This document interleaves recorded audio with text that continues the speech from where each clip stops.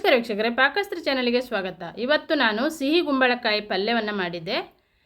ಇದರ ಪಲ್ಯ ಅಂತೂ ತುಂಬ ಚೆನ್ನಾಗಾಗುತ್ತೆ. ಅದೇ ರೀತಿ ಇದರಿಂದ ಹುಳಿನೂ ಮಾಡ್ಕೊಳ್ಬೋದು, ಸಾಂಬಾರು ಮಾಡ್ಕೊಳ್ಬೋದು. ತುಂಬ ರುಚಿಯಾಗಿ ಬರುತ್ತೆ. ತುಂಬಾ ಸಿಂಪಲಾಗಿ ಟೇಸ್ಟಿಯಾಗಿ ಹೇಗೆ ಮಾಡೋದು ಅಂತ ನೋಡೋಣ. ಇಲ್ಲಿ ನಾನೊಂದು ಅರ್ಧ ಸಿಹಿ ಗುಂಬಳಕಾಯಿ ಇದೆ. ಇದಕ್ಕೆ ನಮ್ಮ ಕಡೆ ಚೀನಿ ಗುಂಬಳ ಅಂತಲೂ ಕರೀತಾರೆ. ಇದು ಪೌಷ್ಟಿಕಾಂಶ ಇರುತ್ತೆ. ಇದರಲ್ಲಿ ತುಂಬಾ ಆರೋಗ್ಯಕ್ಕಂತೂ ತುಂಬ ಒಳ್ಳೆಯದು. ಸ್ವಲ್ಪ ವಾತ, ಸ್ವಲ್ಪ ಗ್ಯಾಸ್ಟ್ರಿಕ್ ಇರೋರು ಸ್ವಲ್ಪ ಅವಾಯ್ಡ್ ಮಾಡ್ಕೊಳ್ಬೋದು. ಆದರೆ ಹೇಳಬೇಕಂದ್ರೆ ಇದರಲ್ಲಿ ಪೌಷ್ಟಿಕಾಂಶ ತುಂಬಾ ಚೆನ್ನಾಗಿರುತ್ತೆ. ಈಗ ಅರ್ಧ ಸಿಹಿ ಗುಂಬಳಕಾಯಲ್ಲಿ ನಾನು ಇದರಲ್ಲಿ ಮತ್ತೆ ಅರ್ಧವನ್ನೇ ಮಾಡ್ಕೊಳ್ಳೋದು. ಅರ್ಧಕ್ಕಿಂತಲೂ ಸ್ವಲ್ಪ ಕಡಿಮೆನೇ ತೊಗೊಂಡಿದ್ದೆ. ಇಷ್ಟರಲ್ಲಿ ನಾನು ಪಲ್ಯನ ಮಾಡ್ಕೊಳ್ತೇನೆ, ಉಳಿದಿದ್ದನ್ನು ಹಾಗೆ ಇಡ್ತೇನೆ. ಈಗ ಇದನ್ನು ಸಣ್ಣ ಸಣ್ಣದಾಗಿ ಕಟ್ ಮಾಡ್ಕೊಂಡಿದ್ದೆ ನೋಡಿ.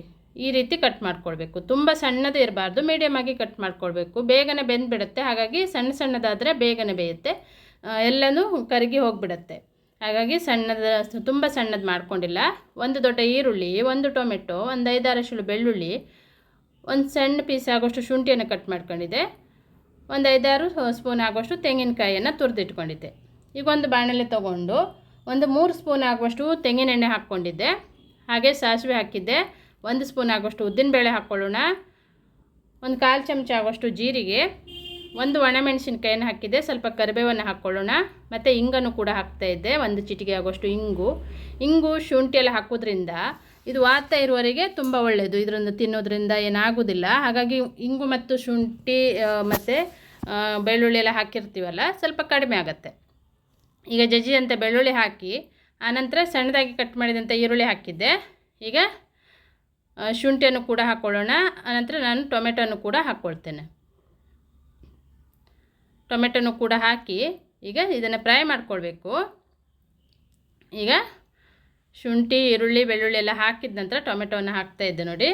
ಅದನ್ನು ಕೂಡ ಹಾಕಿ ಚೆನ್ನಾಗಿ ಫ್ರೈ ಮಾಡ್ಕೊಳ್ಳೋಣ. ಇದಕ್ಕೆ ಒಂದು 1/4 ಚಮಚ ಆಗೋಷ್ಟು ಅರಿಶಿಣದ ಹುಡಿ ಹಾಕ್ಕೊಳ್ತಾ ಇದ್ದೆ. ಹಾಗೆ ರುಚಿಗೆ ತಕ್ಕಷ್ಟು ಉಪ್ಪನ್ನು ಹಾಕ್ಕೊಳ್ಳೋಣ. ಚೆನ್ನಾಗಿ ಈರುಳ್ಳಿ ಎಲ್ಲ ಫ್ರೈ ಆಗಬೇಕು. ತುಂಬಾ ಟೇಸ್ಟಿಯಾಗಿ ಬರುತ್ತೆ ಪಲ್ಯ. ಒಮ್ಮೆ ನೀವು ಚೀನಿ ಗುಂಬಳ ಎಲ್ಲೇ ಸಿಕ್ಕಿದ್ರು ಖಂಡಿತ ತೊಗೊಬಂದು ಈ ರೀತಿ ಪಲ್ಯ ಮಾಡ್ಕೊಳ್ಳಿ. ನಿಮಗೆ ತುಂಬ ರುಚಿ ಕೊಡುತ್ತೆ. ಹಾಗೆ ಮತ್ತೆ ಮತ್ತೆ ಮಾಡ್ಕೊಳ್ಬೇಕನ್ಸುತ್ತೆ. ಈಗ ತೊಳೆದಿಟ್ಟಂಥ ಸ್ವೀಟ್ ಗುಂಬಳನ್ನು ಹಾಕ್ಕೊಳ್ತಾ ಇದ್ದೆ ನೋಡಿ. ಚೆನ್ನಾಗಿ ಈಗ ಮಿಕ್ಸ್ ಮಾಡ್ಕೊಳ್ಬೇಕು. ತುಂಬ ಹೊತ್ತು ಬೇಯಿಸುವುದೇನು ಬೇಡ, ತುಂಬಾ ಬೇಗನೆ ಬೆಂದುಬಿಡುತ್ತೆ. ಒಂದು ಕುದಿ ಬಂತಂದರೆ ಬೆಂದುಬಿಡುತ್ತೆ. ನಾನೊಂದು 1/4 ಗ್ಲಾಸ್ ಆಗೋಷ್ಟು ನೀರನ್ನು ಹಾಕ್ಕೊಳ್ತಾ ಇದ್ದೆ. ಸ್ವಲ್ಪ ನೀರು ಹಾಕಿ ಇದನ್ನು ಮುಚ್ಚಿಬಿಟ್ಟು ಬೇಯಿಸ್ಕೊಳ್ಳೋಣ. ಈಗ ಒಂದು ಸಲ ಮುಚ್ಚಿಬಿಟ್ಟು ಬೇಯಿಸ್ಕೊಂಡಾಗಲೇ ಅದು ಬೆಂದುಬಿಡುತ್ತೆ ನೋಡಿ. ಈಗ ತೆಂಗಿನಕಾಯಿ ತುರಿಯನ್ನು ಹಾಕ್ಕೊಳ್ತಾ ಇದ್ದೆ ನಾನು. ಹಾಕಿ ಈಗ ಚೆನ್ನಾಗಿ ಮಿಕ್ಸ್ ಮಾಡ್ಕೊಳ್ಳೋಣ.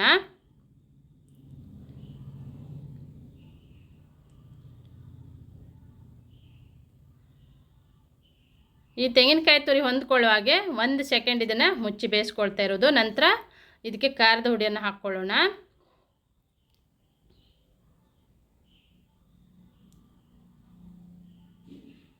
ಈಗ ನಾನಿಲ್ಲಿ ಮನೆಯಲ್ಲಿ ಮಾಡಿರುವಂಥ ಖಾರದ ಪುಡಿಯನ್ನು ಹಾಕ್ಕೊಳ್ತಾ ಇದ್ದೆ ನೋಡಿ.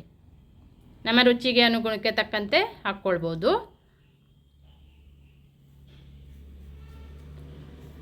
ಖಾರದ ಪುಡಿ ಹಾಕ್ಬಿಟ್ಟು ಚೆನ್ನಾಗಿ ಈಗ ಮಿಕ್ಸ್ ಮಾಡ್ಕೊಳ್ಳೋಣ.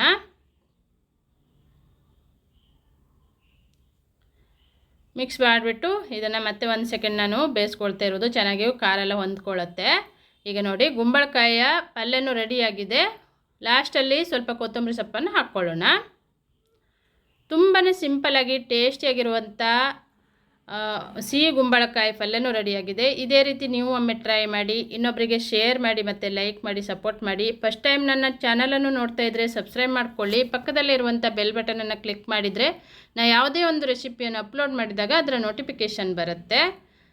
ಇದು ಚಪಾತಿಗೆ, ಅನ್ನಕ್ಕೂ ಕೂಡ ಕಲಿಸ್ಕೊಳ್ಬೋದು, ಸೈಡ್ ಡಿಶ್ ಆಗಿನೂ ಮಾಡ್ಕೊಳ್ಬೋದು. ತುಂಬಾ ಟೇಸ್ಟಿಯಾಗಿರುವಂಥ ಸಿಹಿ ಗುಂಬಳಕಾಯಿ ಪಲ್ಯನೂ ರೆಡಿಯಾಗಿದೆ.